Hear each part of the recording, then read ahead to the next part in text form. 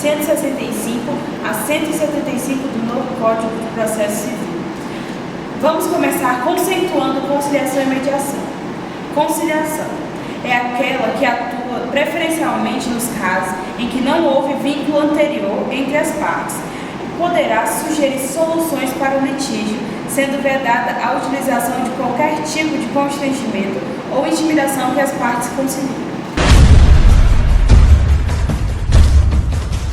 Mediação é aquela que atua preferencialmente nos casos em que houve vínculo anterior entre as partes, auxiliará os interessados a compreender as questões e os interesses em conflitos, de modo que eles possam, pelo restabelecimento da comunicação, identificar por si próprios soluções consensuais que gerem benefícios mútuos.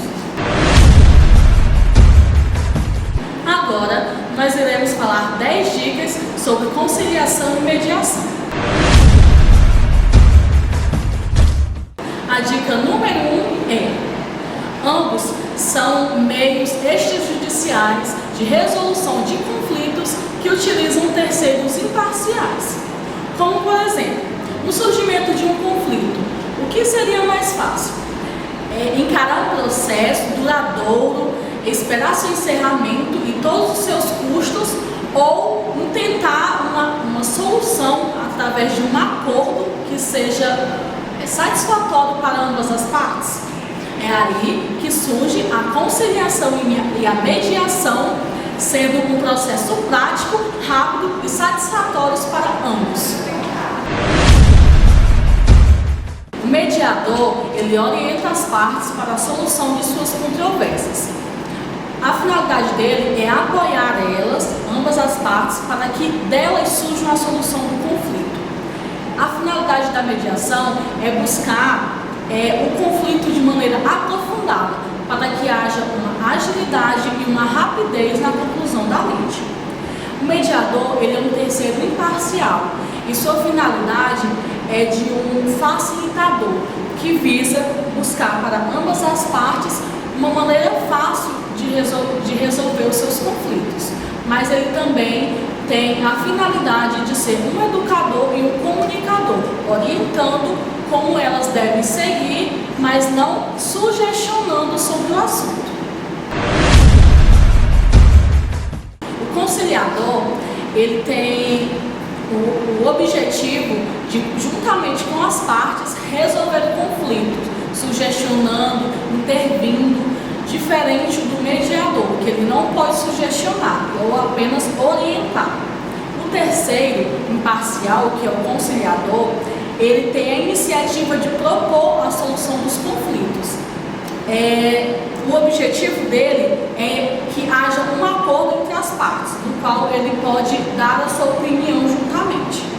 Ou seja, ele pode interferir, pode aconselhar, pode sugerir, sendo que nessa modalidade ele não pode entrar profundamente no caso. Ele apenas analisa. Dica número 4.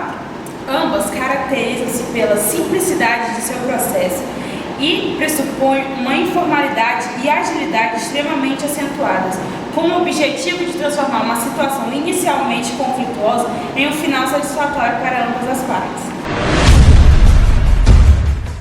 Dica número 5. A conciliação e a mediação estão alicerçadas no princípio da autonomia da vontade, segundo o qual as partes são livres para pactuar o que quiserem e como quiserem. Portanto, elas devem se submeter voluntariamente e livremente aos conciliadores e mediadores. Caso o processo esteja tramitando na Justiça, as partes podem comunicar ao tribunal a sua preferência pelo acordo. Após essa comunicação no tribunal, agenda-se uma audiência e nessa audiência as partes podem aparecerem ou não acompanhadas de seu advogado. As partes poderão também, sempre de comum acordo, escolher o conciliador e o mediador ou a Câmara Privada da Conciliação e Mediação. E os conciliadores e mediadores não deverão estar cadastrados junto ao tribunal e, se forem advogados, eles não poderão exercer a advocacia nos juízos em que exerçam suas funções.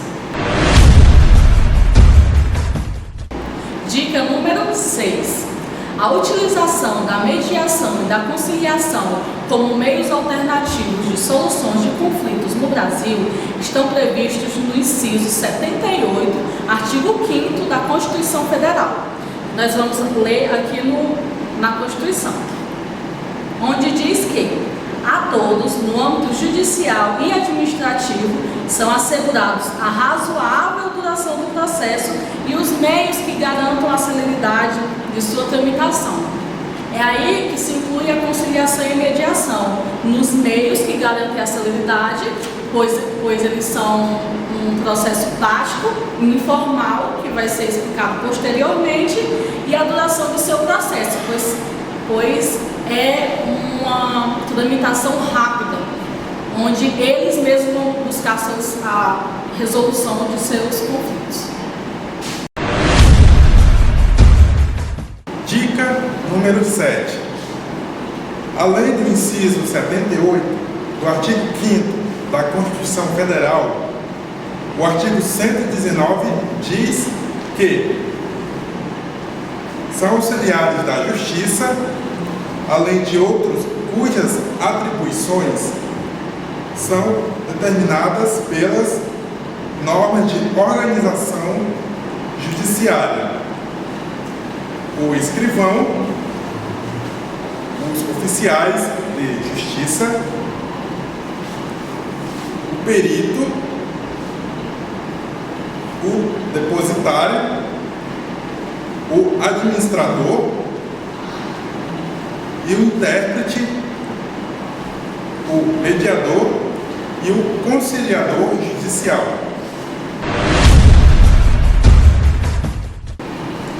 Dica número 8.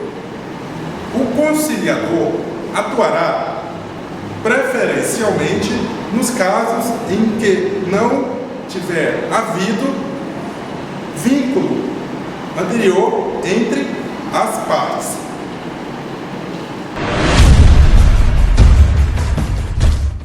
Dica número 9.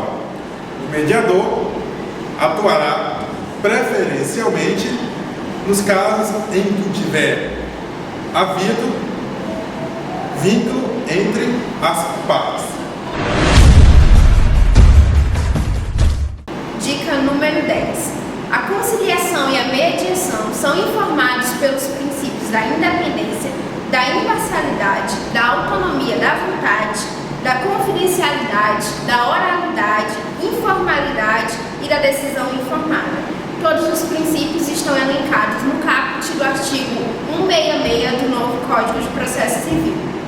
No parágrafo 1º fala da confidencialidade e diz assim: a confidencialidade estende-se a todas as informações produzidas no curso do procedimento, cujo teor não poderá ser utilizado para fim diverso daquele previsto por expressa deliberação das partes.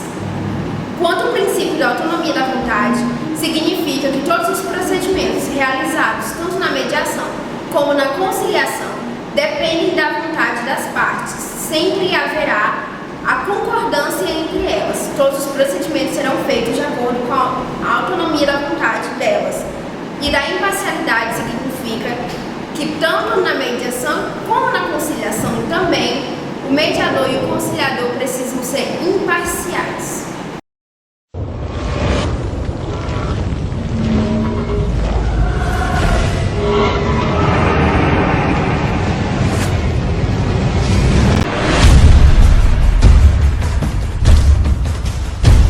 Vânia possui uma pequena empresa de construção e Fernando tem uma empresa de cimento.